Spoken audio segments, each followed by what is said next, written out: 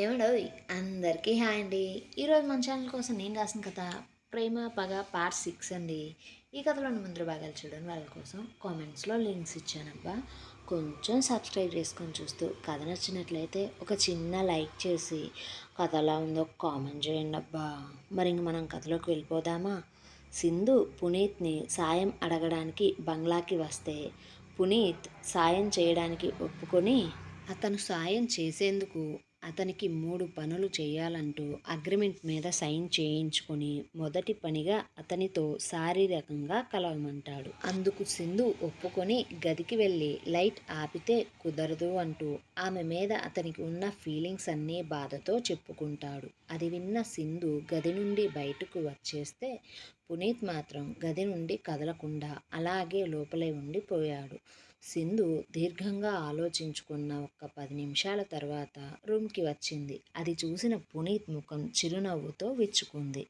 గదిలో బెడ్ లైట్ని ఆన్ చేసి ఆ రూమ్ డోర్ వేసిన పునీత్ అలాగే తలుపుకు ఆనుకొని వెనక నుండి సింధువునే చూస్తూ 2 నిమిషాలు ఉండిపోయి ఏసీని 2 పాయింట్లు పెంచి మెల్లగా ఆమె వెనకగా వెళ్ళి మరీ పొడవుగా కాక మరీ పొట్టిగా కాకుండా ఉన్న జుట్టును ముందు వైపుకు వేసి ఒకవైపు మెడ మీద 2 పెదవులు ఆనించి చిన్న ముద్దు పెడుతూ చేతితో చిన్నగా నడుము మీద ఉన్న టాప్ని పక్కకు జరిపి నడుమును చిన్నగా నొక్కి వదలగా సింధులో ఎప్పుడూ ఎరుగని అలజడి మొదలైంది.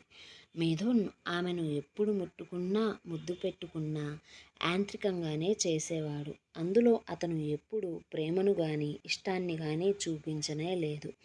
కానీ ఎవ్వరితో ఎలాంటి శారీరక సంబంధం లేని సింధుకి అది మొదటి కలయిక అవ్వడంతో పునీత్ చేస్తున్న పనులకు ఆమె నవనాడులలో చిన్నపాటి అలజడి మొదలైంది. సింధు తనను తాను నిగ్రహించుకోవడానికి చాలానే ప్రయత్నిస్తుంది.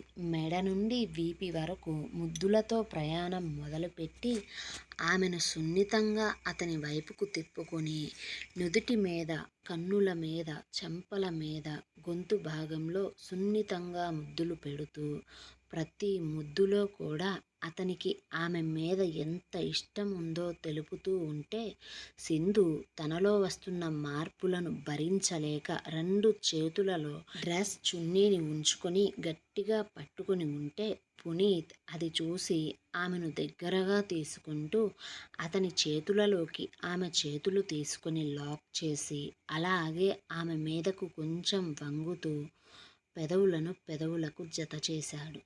క్షణాలు నిమిషాలు అవుతుంటే పునీత్ ఆమె చేతులను వదిలి ఆమె డ్రెస్ లోపలికి ఒక చేతిని పోనించి మరో చేతితో ఆమె మెడను వంచి పట్టుకొని అధరాల ఆటలో సరికొత్త దారులను వెతుకుతూ ఉంటే వారి మధ్య ఏర్పడిన చర్యతో సింధు ఎప్పుడు చేతులను అతని చుట్టూ వేసిందో ఆమె మరచిపోయింది. చిన్నగా వశం తప్పుతున్న ఆమెనే గమనిస్తూనే అదే విధంగా ఆమెతో వెనక్కు నడుస్తూ ఆమెను గోడకు లాక్ చేసి పెదవులను వదిలి ఆమెనే చూస్తుంటే సింధుకు అప్పటికే పరిచయం లేని మైకంలో పడిపోయి సిగ్గుతో తలను దించుకుంటే అది చూసిన పునీత్ సింధులో ఎప్పుడూ చూడని ఫీలింగ్ అవ్వడంతో అతని మనసుకు ఏదో తెలియని ఆనందంతో గట్టిగా ఊపిరి తీసుకొని మళ్ళీ ఆమె పెదవులను బంధించి ఆమెను అలాగే పైకి ఎత్తుకొని ముద్దు పెడుతుంటే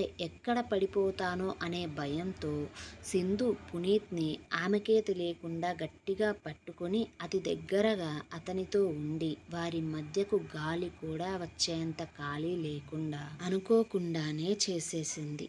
అలా 2 నిమిషాల తరువాత ఆమెను అలాగే మంచం మీదకు వాల్చి అరికాలి నుండి అధరాల వరకు తడియారని ముద్దులు పెడుతూ సింధుకు తెలియని లోకం చూయిస్తూ ఉంటే సింధుకు మనస్సులో శరీరంలో అందమైన అలజడి ఏర్పడి ఆమె నుండి వస్తున్న శబ్దాలకు పునీత్ మరింతగా ఆమె మీద ప్రేమను కురిపిస్తూ ఇద్దరి మీద దుప్పటి కప్పి ఆమెలోని చిన్నపాటి బెరుకును శరీర వలువలతో దూరం చేసేసి ఎవరూ లేని ఏకాంతంలో ఎప్పుడూ వారిద్దరూ ఎరుగని సుఖాల కోసం తాపత్రయపడుతూ ఒకరికి ఒకరు తీపి గాయాలు చేసుకుంటూ తనువులతో చేసే సేద్యంలో స్వేదాన్ని చిందిస్తుంటే మొదటి కలయిక తాలూకు తీయని బాధకు ఆమె కన్నుల వెంట కన్నీరు రాగా ఆ తడి చెమ్మ బెడ్ లైట్ మసక వెలుతుర్లో పునీత్ కన్ను దాటిపోలేదు. ఆమెకు అతను దగ్గరయ్యే కొద్దీ అతడి మనసులో ఒకలాంటి అలజడి మొదలై మెదడులో తొలిచే ప్రశ్నకు మనసు సమాధానం కోరుతుంటే ఆ రాత్రి సుఖసంతోషాల తీరంలో వారు స్వర్గసుఖాన్ని చూసి అలసిపోయిన దేహాలు దూరం జరగ్గా సింధు నుండి అలసిపోయిన ఆయాసం తాలూకు శబ్దాలే కాక మరికొన్ని శబ్దాలు కూడా వినిపిస్తున్నాయి. అది గమనించిన పునీత్ లేచి షార్ట్స్ వేసుకొని పక్కనే ఉన్న వాటర్ బాటిల్ సింధుకి ఇవ్వగా సరిగా తిండి లేక నిద్ర లేక సింధు శరీరం పూర్తిగా అలసిపోయి అతి కష్టం మీద నీరసంగా లేచి వాటర్ తాగగా అతను కబోర్డ్ ఓపెన్ చేసి టీషర్ట్ ఇచ్చి ఫ్రెష్ అయ్యిరా అంటూ చెప్పగా సింధు కామ్గా తన చుట్టూ దుప్పటి చుట్టుకొని వాష్రూంలోకి పోగా పునీత్ వెంటనే ఎల్ఈడి లైట్ వేసి తన బెడ్ మీద ఉన్న బెడ్షీట్ని చూడగా దానికి కొన్ని నెత్తుటి మరకలు ఉన్నాయి. దాంతో పునీత్ అనుమానం నిజం అయింది. సింధు మొదటిసారి అతనితోనే శారీరకంగా కలిసిందని. ఇప్పుడు అతని మనసును మెదడును తొలిచిన ప్రశ్నకు అతనికి సమాధానం దొరికింది. దాంతో అతని ఆనందానికి హద్దులే లేవు. వెంటనే కింద కిచెన్కి వెళ్ళి సింధుకి ఇష్టమైన పచ్చి పులుసును కోడిగుడ్డు పొరటును చేసి తన కోసం గార్స్ చేసి పెట్టిన అన్నాన్ని రసాన్ని వేడి చేసి పైకి తీసుకుని పోయాడు. పునీత్ సింధుకి ఇష్టమైన వంటలన్నీ కాలేజ్ రోజుల్లోనే నేర్చుకున్నాడు. వారిద్దరూ ఆ బంగ్లాలో ఉన్నప్పుడు పునీతే వంట చేసి పెట్టేవాడు.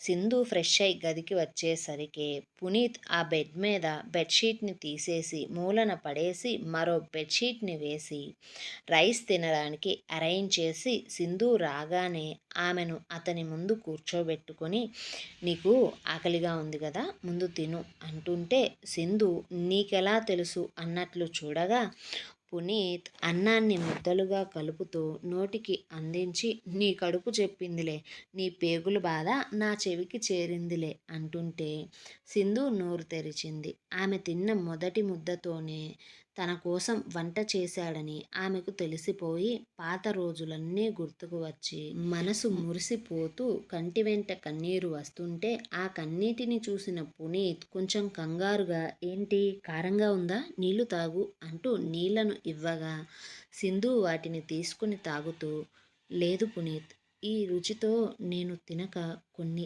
ఇయర్స్ అయిపోయేసరికి ఇలా కన్నుల వెంట అంటూ చెప్పి ఆగిపోగా పునీత్ ఇక ఏమీ అనకుండా ఆమెకు కడుపు నిండే అంతగా కొసరి కొసరి తినిపించాడు. అలాగే అతను కూడా ఆ ప్లేట్లోనే ఆమెకు పెడుతూనే తినేశాడు.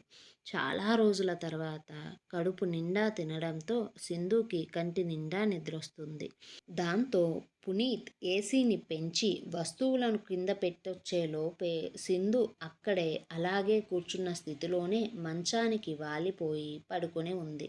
దాంతో పునీత్ ఆమెను సరిగా పనుకోబెట్టి ఆమెను హత్తుకొని నిద్రలోకి జారిపోయాడు.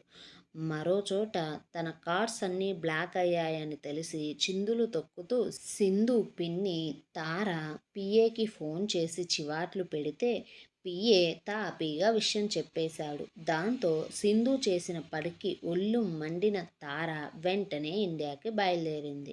ఇంకో చోట మిథున్కి విడాకుల పేపర్ మీద సింధు సైన్ చేసిందన్న తెలియడంతో సౌజీ తెగ మురిసిపోతూ తన సొంతమైపోయిన ఆ ఇంటిని ఆస్తిని అంతటినీ చూస్తూ సంబరపడిపోతూ మిథున్ని గట్టిగా హగ్ చేసుకుని చుట్టూ పనివారు ఉన్నారు అనే ఇంగితం కూడా లేకుండా అక్కడే అతని పెదవుల మీద కిస్ చేసింది. దాంతో పునీత్ కొంచెం ఇబ్బంది పడి ఆమెను వదిలి రూమ్కి తీసుకుని పోయాడు.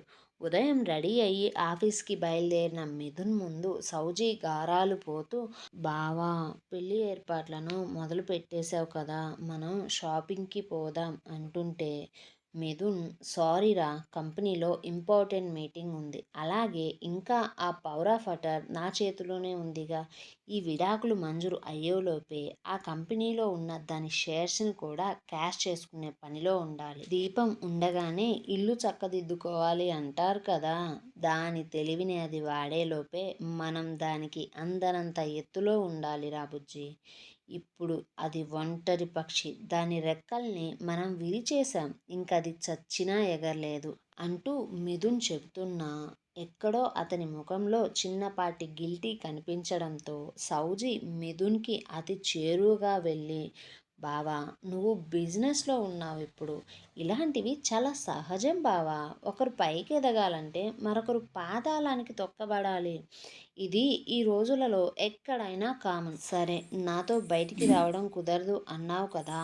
నేను ఆన్లైన్లో షాపింగ్ చేస్తా, ఓటీపీలు వస్తాయి చెప్పు అని చిన్న ముద్దు పెట్టగా మిథున్, కుదరదురా సౌజీ, మీటింగ్లో ఉంటా అంటూ చెప్పి అతని అకౌంట్ నుండి 5 లక్షలను సౌజీ అకౌంట్కి పంపి, నువ్వే చేసుకో బేబీ, జాగ్రత్త అని చెప్పి చిన్న హక్ చేసుకుని వెళ్ళిపోయాడు. మరోవైపు 7 గంటలకు నిద్రలేచిన పునీత్కు పక్కనే పడుకొని ఉన్న సింధుని చూడగానే చిన్నగా పెదవులు విచ్చుకున్నాయి. ఎందుకంటే ఆమె చిన్న పిల్లలా పడుకుని చిన్న టెడ్డీ బేర్ని హక్ చేసుకుంది. ఆ టెడ్డీ బేర్ ఆమెదే. ఎప్పుడో సింధు కోసం పునీత్ కొనిపెట్టింది. ఆమె దూరమైన తరువాత అతను దాన్ని చూస్తూ దాన్ని అతనితో ఉంచుకుని పనుకునేవాడు. అది రాత్రి పడుకునే ముందు సింధు తీసుకుని దాన్ని పట్టుకుని పనుకుంది. ఆమెను అలా చూసిన పునీత్కి చిలిపి ఆలోచన వచ్చి పక్కనే ఉన్న డ్రెస్సింగ్ టేబుల్ కబోర్డ్లో ఉన్న స్కెచ్ పెన్ని తీసి ఆమె ముఖం మీద పిల్లి మీసాలను గీసి అక్కడక్కడ చిన్న చుక్కలు పెట్టి ఫోటో తీసుకుని దాన్ని అతను వాల్పేపర్గా పెట్టుకొని ప్రేమ నిండిన చూపుతో ఆమెనే చూస్తూ ఉంటే అంతకంతకు అతనిలో పెరుగుతున్న ఫీలింగ్స్ని కంట్రోల్ చేసుకుని రాత్రి సింధు ఎంతగా అలసిపోయిందో గుర్తు తెచ్చుకొని గట్టిగా కష్టం మీద లేచి ఫ్రెష్ అయ్యి కిందికి వెళ్ళిపోయి సింధుకి ఇష్టమని పూరీ కుర్మా, మసాలా దోశ, పల్లీ చట్నీ పొడి రెడీ చేసి టీ పెట్టుకొని అతను ఒక కప్లో పోసుకొని హాల్లోకి వచ్చి సోఫాలో కూర్చొని అతని ఎదురుగా ఉన్న టీపాయ్ మీద పెట్టిన చెక్ను, అగ్రిమెంట్ పేపర్స్ను తీసుకొని ఆ చెక్ని చించేసి ఒకలాంటి నవ్వుతో ఆ బాండ్ పేపర్ మీద మరో 2 షరతులను రాసి ప్రశాంతంగా టీ తాగుతూ కూర్చున్నాడు. అలా ఒక 10 నిమిషాల తరువాత సింధు కోపంగా బెడ్రూమ్ నుంచి కేకలు వేస్తూ, సచ్చినోడా, నీ పని చెప్తా ఉండు అంటూ చేతిలో చిన్నపాటి కర్రతో పునీత్ దగ్గరికి వస్తూ, ఏంట్రా నా ముఖాన్ని ఇలా చేశావు అంటూ ఆమె గతాన్ని కొద్దిసేపు మరచిపోయి పెళ్ళికి ముందు అతనితో ఎలా ఉందో అలాగే అతన్ని కొట్టడానికి పరిగెత్తుతూ అతని వెనక పడుతూ ఉంటే పునీత్ ఆమెకు దొరకకుండా పరిగెడుతూ, నాకు నన్ను కాదన్న సింధు నచ్చలేదే, అది పెద్ద దెయ్యం. కానీ ఇప్పుడు నా ముందు ఉన్న సింధు చాలా మంచిది. ఇదిగో ఇది ఎప్పుడు నాతో ఇలా కొట్లాడుతూనే ఉంటుంది అంటూ ఒక్కసారిగా ఆగి సింధు చేతులను పట్టుకోగా సింధుకు గడిచిన గతం ఒక్క నిమిషంలో కన్నుల ముందుకు వచ్చి ఇలా వెళ్ళిపోయింది. దాంతో అతన్ని వదిలి ఆమె పునీత్ని ఏమీ అనలేక వెళ్ళి ఫ్రెష్ అయి వచ్చి టిఫిన్ తినేసి టీ తాగుతూ సోఫాలో కూర్చున్న ఆమెకు చినిగిపోయిన చెక్కు, ఆ పక్కనే మిగిలిన 2 షరతులు రాసిన అగ్రిమెంట్ పేపర్ని చూసి ఆ అగ్రిమెంట్ పేపర్లో రాసిన 2 కండిషన్లను చదివి షాక్ అయ్యి, అరే నీకేమన్నా పిచ్చారా, ఎందుకు ఇలా చేశావు, ఈ 2 అసలు నా జీవితంలోనే జరగవు అంటుంటే పునీత్ ఎర్రబడిన కళ్ళతో ఆమె వైపే చూస్తున్నాడు. ఏమండోయ్, మరీ అంతగా సింధు షాక్ అయిపోయే కండిషన్స్ పునీత్ ఏం రాసుంటాడు? మిథున్ పెళ్ళి సౌజీతో నిజంగానే జరుగుతుందా? సింధు మిథున్ మీద ఎలాంటి రివెంజ్ని తీసుకుంటుంది? కేశవకు కూతురు చేసిన పని తెలిస్తే తట్టుకోగలడా? ఇలాంటి ప్రశ్నలన్నిటికీ సమాధానం కావాలంటే మన ఛానల్ని సబ్స్క్రైబ్ చేయండి అబ్బా. ఈ వీడియోని లైక్ చేసి కొంచెం సపోర్ట్ చేయండి అబ్బా.